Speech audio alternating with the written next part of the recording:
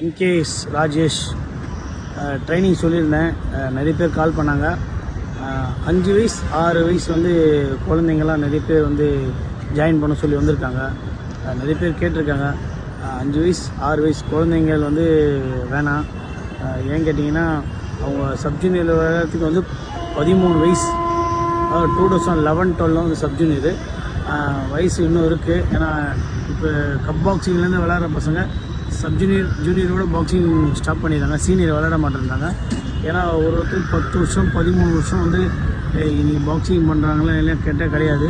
ஏன்னா sub-junior விளாட்றாங்க, junior விளாட்றாங்க, senior விளையாட மாட்டேன்றாங்க.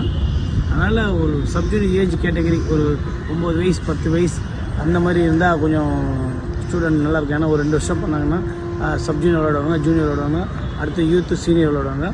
ஏன்னா 5 வயசு 4 வயசு வந்து ரொம்ப குட்டி பசங்க பாக்ஸிங் வீடியோஸ் தான்